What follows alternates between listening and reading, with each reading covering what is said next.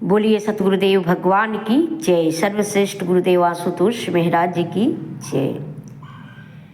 हनुमान जी एक चौपाई बोले हैं, कहे हनुमंत विपति प्रभु सोई, जब तब सुमिरन भजन न होई। कहते हैं जहाँ सुमिरन भजन छूटा कि मूर्छा छा जाएगी। जैसे ही भजन छूटा, जैसे ही सुमिरन छूटा, कोई न कोई अमंगल होने वाला है, कोई न कोई उपद्रव रच देगी माया। इसीलिए बाबा कहते हैं कि जिस घर में विपत्तियों का पहाड़ टूटता है, उस घर में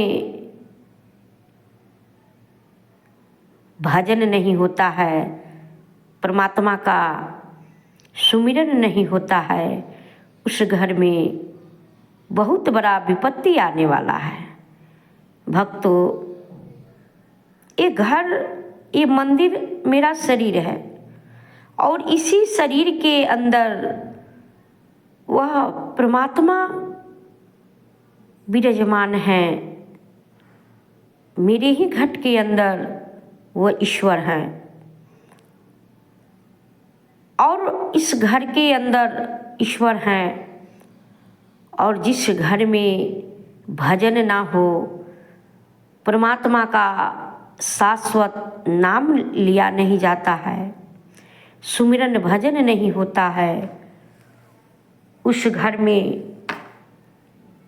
तो विपत्तियों का पहाड़ टूटेगा ही टूटेगा, माया अपना साम्राज्य डालेगा ही डालेगा। विपत्ति आपका केवल ये नहीं है कि बाहरी दुख जो होता है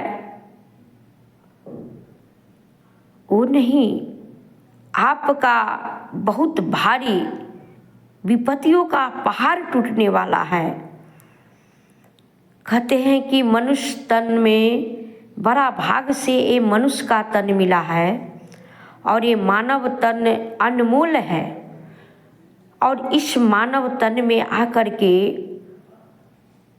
हम वो अध्यात्म पथ पर ना चलेंगे और अध्यात्म पथ से हम संसार में हम फंसे रह जाएंगे और संसार के गुण गाते रहेंगे और ईश्वर को भूल जाएंगे, तो इससे बड़ा विपत्ति और क्या हो सकता है।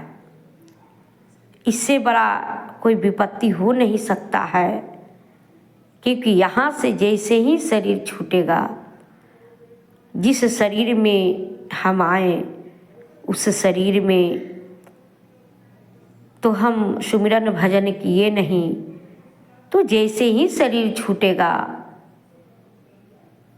तो समझ लीजिए कि बहुत बड़ा अमंगल होने वाला है, बहुत बड़ा दुख आने वाला है। सज्जनों, ये 84 के चक्कर लग जाएगा। जब 84 के चक्कर लगेगा तो सोच के देखिए, जब कुत्ता योनि में भेज दिया जाएगा, बिलाई में, बैल में, बकरी में, गधा में, हाथी, घोड़ा, ये सब 84 के चक्कर में अगर जाएंगे, कितना बड़ा दुख है वहाँ, कितना बड़ा विपत्ति है। प्यारे, ये मनुष्य का तन मिला है, यूं ही न गमा दे, एक एक श्वास वह ईश्वर में लगा दे।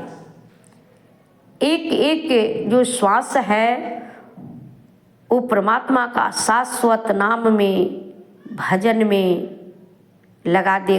गुरु से भेद लेकर के, गुरु से युक्ति लेकर के, गुरु की शरण में जा कर के और अपने जीवन का कल्याण करे। गुरु बड़ा दयालु होते हैं। गुरु आते ही हैं अपने भक्तों को कल्याण करने के लिए वह निराकार परब्रह्म परमेश्वर उस सगुण साकार उस शरीर लेकर के इस धराधाम पर आते हैं मानव को कल्याण करने के लिए। और मानव को कल्याण करने के लिए जब आते हैं तो अपने भक्तों को दुख से उबार करते हैं। पर एक शिष्य होने के नाते एक जिज्ञासु तो बन सकते हैं। गुरु की शरणागत लेकर के जो गुरु ने आपको दिए, कहते शिष्य वही होता है जो गुरु का आदेश का पालन करता है। गुरु का आदेश ही शिष्य के लिए सर्वोपरि है।